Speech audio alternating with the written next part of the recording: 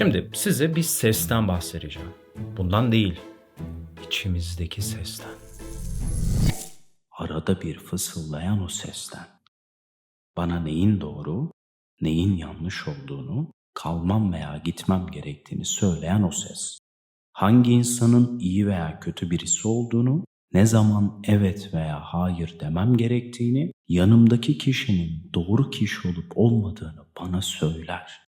Bazen çok nettir. Bunu yap, git, kal, doğru, yanlış. Bazen sadece fısıldar.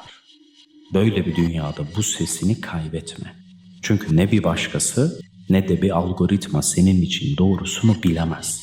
Ona daima güven. Herkesin içinde bir tane var. Bu konuşma Morgan Freeman'ın 2018 yılındaki reklam filminden. Az önce bahsettiğim şey bir iç ses. Kendiliğinden gelen, arada bir fısıldayan, beceriksizsin diyen, harikasın diyen o ses. Ama bu videomuz o sesle ilgili değil. Bu video o sese cevap verirseniz, kendinizle konuşmaya başlarsanız ne olacağıyla ilgili. Öncelikle ben Hüseyin Pınar, uzman klinik psikolog ve psikolojik danışmanım. Bu kanalda psikoloji, hayat, bilim ve sanat alanında sizlere hikayeler anlatıyorum. Eğer bu tarz içerikleri seviyorsanız kanalıma abone olabilirsiniz. Öncelikle iç sesten başlayalım. Bireyin zihinsel olarak kendisiyle yaptığı konuşmalara deniliyor. Aslında algısal bir deneyim bu. Beynimizin dili ve düşünceleri işleme yeteneğinden dolayı sanki burada bir ses duyuyormuşuz gibi hissediyoruz. Şimdi burada bir ses olmayanlar beklesin. Onlara geleceğiz. Peki bu iç sesimiz nasıl ortaya çıkıyor? İç sesin ilk kez ortaya çıkışı genellikle 2-3 yaşlarında başlıyor. Bu dönemde bizler oyun oynarken kendi kendimize yüksek sesle konuşmaya başlıyoruz. Vygotsky'ye göre özel konuşma, Piaget'e göre ise ben merkezi olan bu konuşmalar 3-7 yaşlar arasında gerçekleşiyor. Ve zamanla konuşmalarımızı içselleştiriyoruz ve iç sesimiz haline geliyor. Bazen içimizden, bazen dışımızdan konuşuyoruz. Ama ilginç olan şu, bu iç ses çoğu zaman içeride kalmıyor. Farkında olmadan dışarıya çıkıyor ve bir sohbet havasını alıyor. Ve aramızda da bazı manyaklar var ki bu sohbeti derinleştirebiliyorlar ve kendi kendine konuşmaya başlıyorlar. Deli miyiz biz canım? Niye kendi kendimize konuşuyoruz? Örneğin Albert Einstein, karmaşık problemler üzerine düşünürken kendi kendine konuşarak saatlerce yürüdüğünü biliyoruz. Aslında bu örnek bile deli olmadığımızı gösterebilir.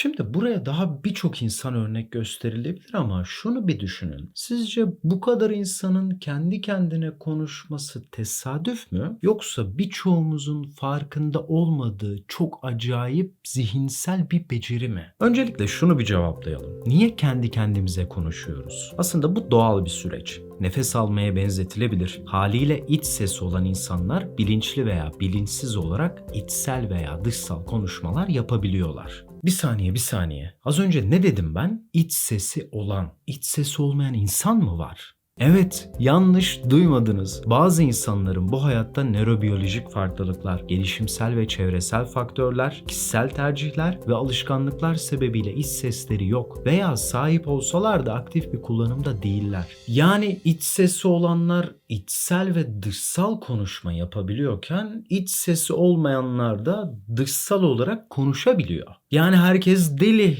demeyelim de kendi kendine konuşabiliyor diyelim. Bakın bunu bir ruh sağlığı uzmanından duymak kulağa tuhaf gelebilir ama kendi kendinizle konuşmanızı şiddetle tavsiye ediyorum. Çünkü bu davranışı hayatınıza aldığınızda çok fazla beceri kazanıyorsunuz. 1. Düşünceleri organize etmek. Evet, kendinizle konuştuğunuzda düşüncelerinizi daha iyi organize edebiliyorsunuz. Bazen burayı takip etmesi çok zor olabiliyor.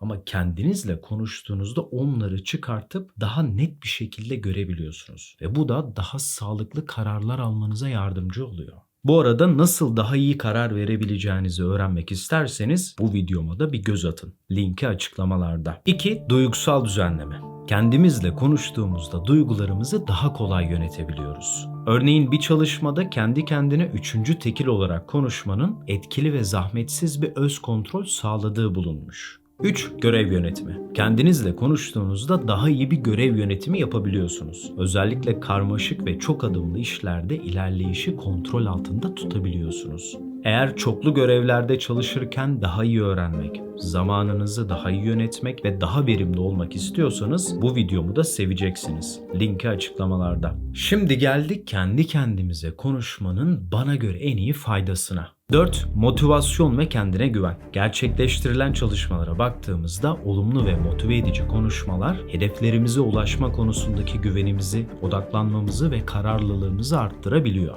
Ve kolay bir şekilde kırılgan olan motivasyonumuzu stabil hale getirebiliyoruz. Bu arada motivasyonun matematiğini anlamak ve kendi sisteminizi inşa etmek isterseniz bu videoma da bir göz atmayı unutmayın. Linki açıklamalarda. 5. Öz şefkat. Kendinizle konuşmanın motivasyon ve özgüven kadar bir diğer önemli faydası da öz şefkat düzeyinizi arttırması. 6. Performans. Sporcularla yapılan çalışmalara göz attığımızda kendi kendine konuşmanın kaygıyı azaltıp özgüven ve performansı arttırdığı görülürken oyundan ise daha fazla keyif aldıkları bulunmuş. 7. Bellek ve odaklanma. Kendi kendinize konuştuğunuzda bir görevi yerine getirirken dikkatinizi arttırabiliyorsunuz ve önemli bilgilerin hatırlanması daha kolay oluyor. 8. Yaratıcılık ve problem çözme. Kendinizle konuştuğunuzda farklı perspektifler geliştirirken yenilikçi çözümler bulabiliyorsunuz. Görüldüğü üzere kendimizle konuşmak kendimize yapabileceğimiz en iyi şeylerden bir tanesi. Şimdi asıl soru şu: kendimizle nasıl konuşabiliriz? Öncelikle içsel veya dışsal olarak konuşabilirsiniz. Ben bu noktada konuya veya duruma göre bazen içsel, bazen de dışsal olarak konuşuyorum.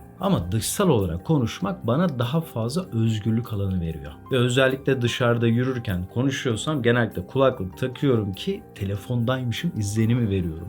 Hani bana deli demesinler diye. Şimdi gelelim bir diğer noktaya. Konuşmalarımızın içeriği. Genellikle olumlu veya olumsuz bir dil tercih edilebilir. Bu noktada sürekli olumlu konuşmak hayatın bazı gerçeklerini görmenizi engelleyebilir. Bu sebeple konuya veya ihtiyacımıza göre bazen olumlu, bazen de kulağımızı biraz çekecek şekilde olumsuz konuşmalar yapılabilir. Ama bu noktada çok sert öz eleştiriler, kendimizden şüphe duyduğumuz konuşmalar, karamsar söylemler, mükemmelliyetçiliğe odaklandığımız ve kendimizi aşırı suçladığımız olumsuz konuşmalar bize zarar verir. Peki gelelim şimdi en önemli kısma. Kendimize nasıl hitap edeceğiz? Hüseyin Bey, Hüseyin Hocam, Hüseyin abi. Yani şimdi bu çok önemli bir nokta. Bu noktada öncelikle birinci şahıs, ikinci şahıs ve üçüncü şahıs kullanılabilir. Konuya veya duruma göre bu dillerden herhangi birisi seçilebilir. Duruma göre hepsi bir arada kullanılabilir. Hiç fark etmez. Ama yapılan bir çalışmaya baktığımızda üçüncü ve ikinci şahısla konuşmanın duygu ve düşünceleri daha iyi kontrol etmeye yardımcı olduğu bulunmuş. İşte böyle. Bir insanın sahip olabileceği en iyi becerilerden biri kendi kendine konuşabilmesidir. Bu çoğu insan için garip bulunabilir, hatta size deli diyebilirler. Bırakın deli desinler. Siz kendinizle konuşmayı bırakmayın. Çünkü insan sustuğunda değil, kendisini duymadığında kaybolur.